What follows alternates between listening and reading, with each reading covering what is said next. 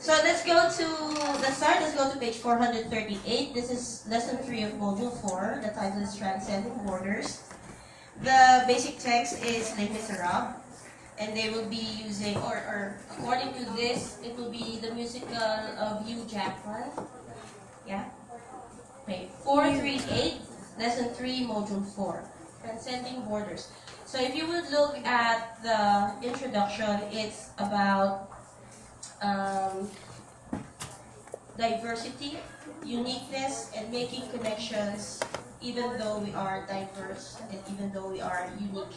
Then if you look at the objectives, it's basically about writing or expressing yourselves or expressing opinions regarding local and global issues through a documentary and through speeches. And they will also be taught about bibliographies, which is ABA. They will be using the ABA. So if we would go to task 1, the initial task, you would see there pictures of different characters: Harry Potter, Eponine, Jean Valjean, Shrek, Elsa, so on, Draco Malfoy. We, of course, some of the students are familiar with this because they have seen the movie, but I doubt it if they have read the book. Unless it's in Wattpad or it looks like anime, then they will not be familiar with it. So for task 1, it's already contextualized and localized. Okay. But then we can still make it better. I'm sorry, static or dynamic. The title of the activity is static or dynamic. We can make this local if we use different characters in Filipino like ang Panday, Enteng Kabisote, Darna, Plastic Man, Captain Barbell, and all that. So it can be local. And then for the second activity, which is double matching type, this is actually quite complicated. Because for matching type, it's already difficult for the students to match. This is a double jeopardy because you have to match A with B and then with C. Yeah. This is actually interesting, but it may be difficult if the students are not aware or are not familiar with the different characters. So you can make it more familiar with them if you would use the same characters you used for the first activity. I'm sure they know Darna, they know Captain Barbell, or even the K-pop telenovelas, okay? Or anime, maybe you can use that as well. Since we are in World Lit, so we can be very flexible. It can be from the very topmost to the bottom of the earth. Okay, so for task 3, in order, we can enumerate steps. I think I have to go there. Bear with me, I have a migraine. Enumerate steps to write a documentary. So we can contextualize that, localize them. Right. Oh, Juan de la Cruz, that's my crush, Coco Martin. Anyway, so you research about, yes, Coco Martin is my crush. So yes.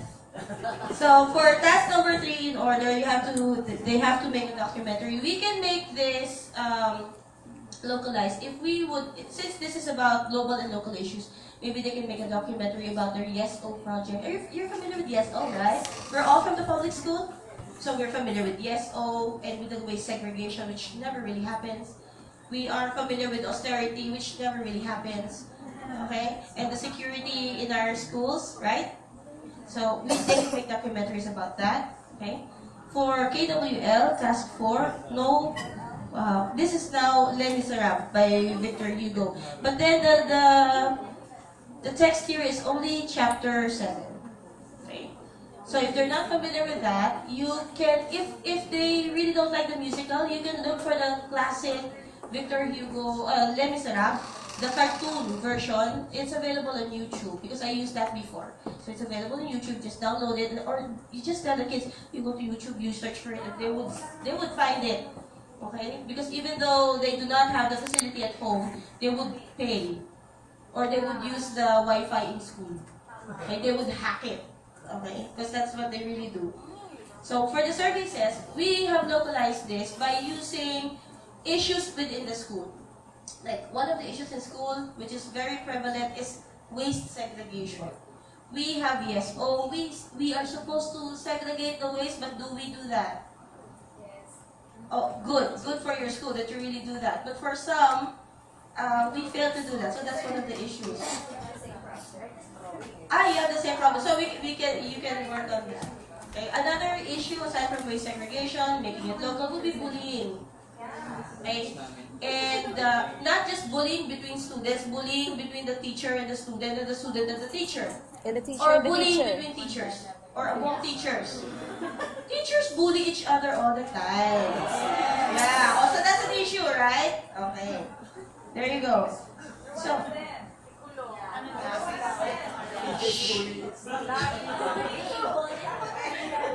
I am, yes, I am a bully. But I'm a nice bully. I will bully you to death. Anyway, so we go to Lives of Our Fathers. So we have, some of them said that kids would be familiar with Hunger Games. Maybe the movie, but not really the book. Okay, so we can use this, and at the same time, are you familiar with the movie Dugo ng Alkitran? Dugo ng Alkitran is a movie produced by Nora Honor for her brother. It is the Tagalog version of The Lord of the Flies. Yeah. Dugo ng Alkitran. Alkitran is what you use for pavements. What do you call that? Yung black na... Yung tar. It's tar. Yeah. Yeah. So, we can change the... You can... Ano yung nilalagay sa kalye? Asfalto! That's asbestos. Anyway. So, for the symbols, again, we can use B for Captain Barbell. And then you will use, of course, the latest version, which is... Who's that guy? Ducheres. And Darna, which should be... No, the other one. Marian. She's also Darna, right? And then last naman with... From Channel 2. Was it Bong Navarro? Okay. Oh yeah, we saw it. Well, anyway, so at least we already have a treasure of symbols in our heads that we can use for our kids. Right? Actually, I told them, how about Jollibee or McDonald's? But then it's not literature anymore. Okay, so let's, not divert our minds. And then, we have the reading on page 443, which is the Cosette Side by Side with the Stranger in the Dark. This is just an excerpt. But if you can make them read the whole book, I'm sure they would appreciate it. Because there are a lot of universal values. I think that is what basically contextualization is about. It's teaching them the universal values. What happens in Europe, what they feel in Europe, you will also feel in the Philippines. If they have ampons or orphans in Europe, we also have that in the Philippines. Right? Okay. You remember people from my generation, not nila yun. Ampon. Who remembers that? That's a movie. Oh, ano naman magkaedad? Okay. Anyway, there's a movie with Lot. She found out that she's ampon, and then she had this hysterical moment. Ampon. It's actually a classic. Young generation, please watch 80s and 70s movies. You will learn a lot. Especially Lino Broca. Download na lang. Okay, anyway. SGDW. Okay, this is task number 7. Task number 7.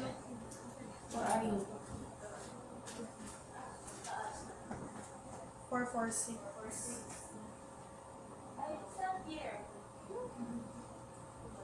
Sige, adlib na lang. Okay. This is already characters, emotions, and thoughts. This is based on the text, okay? So, what we can do is, are you familiar with Becky Kang? No, Becky Kang.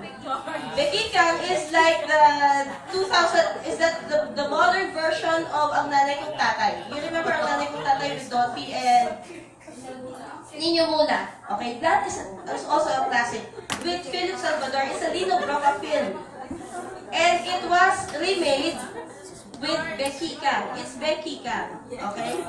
It's this gay guy with Tom Rodriguez who had a child and left the baby with Becky Kang. Okay? After 7 years, Tom Rodriguez and the wife comes back, takes the baby as if it's just a book or a book. And there's a very significant scene there. The boy almost died inside the hospital, and it was so strong. You can use it for Les Miserables because the sacrifices that Becky Kang did for that kid is the same as the sacrifices that Jean Valjean did for the kid. Imagine carrying the boyfriend on your back through the sewers of Europe. Sewers! We're talking about shit and pee and puke and dead animals. He carried the boy on his back just to save the boy for his ampon. What kind of a sacrifice is that? Can you do that for your daughter's boyfriend? But anyway, so Becky Kang also did that. He sacrificed. So universal values. So we can now contextualize the universal value of sacrificing for someone you love. And it is something that they can understand because it's actually, Becky Kang is a comedy. They will laugh while watching it, but then when they see that hospital scene, they will really feel the power of a parent's love, which is the same with Jean Valjean. So we have, what's the purpose? This is task 8. It's not there too. Yeah, look it up. It's really interesting. So we have here, also based on the text, the author's purpose in writing the story, to persuade, to inform, and to entertain. Of course, we have to discuss first the reasons why we write. Okay? So this is more on the content. So maybe we can just contextualize or localize this if we use local, a parallel text or like, yeah, Becky Kang. Because they can say, Ma'am, it's only to entertain.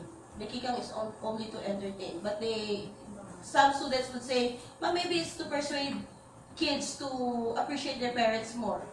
Or parents to appreciate their kids more. Because we don't know how kids think nowadays, right? They are so multifaceted and so shallow at the same time. So complicated. Multifaceted but shallow.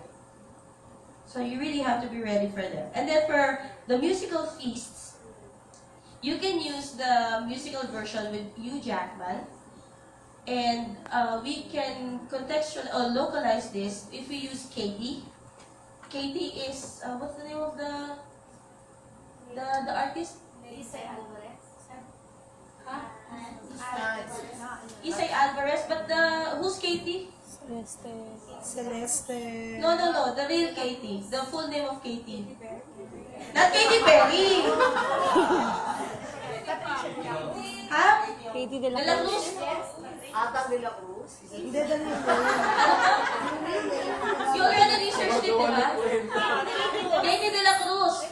A very famous vaudeville entertainer. I doubt it, sir. Vaudeville pa siya.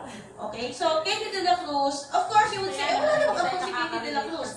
But she went through her own sacrifices. Diba? Sacrifices pa rin. So universal value pa rin. People around her loved her. Universal value pa rin. Okay, so we can, even though you will say, hey, ibang-iba naman yan. Well, they're both musicals and they're both showing us sacrifices, love, friendship, and all that cheness. Okay? Okay, ito lang, I'm sorry ma'am, but invite your parents to watch it with you. This is for task 9. Parang ano siya, no? It's so ideal. I'm sorry ma'am to comment that it's so ideal because most of my students, their parents are OFWs. Siguro ano na lang, watch with friends. We can modify that. Ito po mga task 9, musical, secure a copy and invite your parents to watch it with you. Yeah,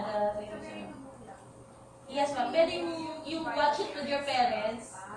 Yun. Siguro with friends na lang, or guardians. O, parang hindi siya idealist masyado.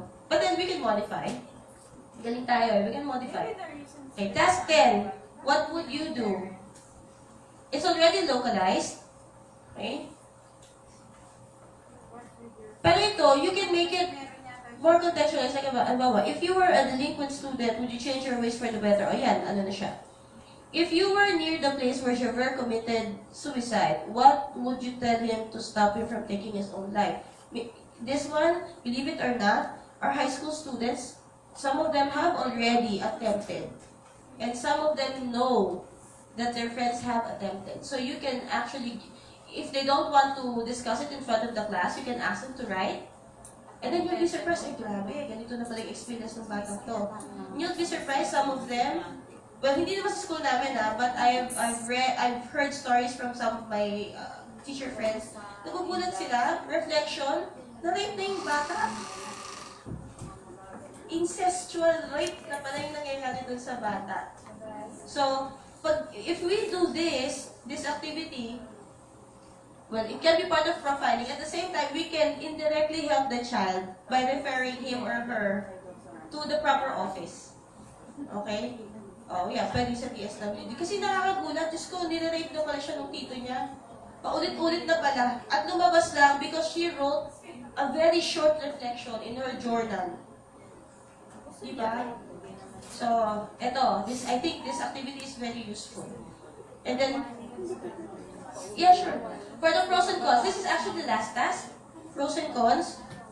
We also have sightseeing. Hindi mo ba siya last task? For the sightseeing, this is basically content. So we will teach the kids how to use APA. Okay, syempre, we can use local authors for that. And then for the final task, documented. It's already contextualized. You compare, again, you will compare it with Becky Kang, a Philippine movie. Okay, so there. So this is just a literary review. So you can train them to research on whatever text or movie they're working on before they actually make the review, and watch it before they actually made the review, and not just copy-paste. That's it. Thank you.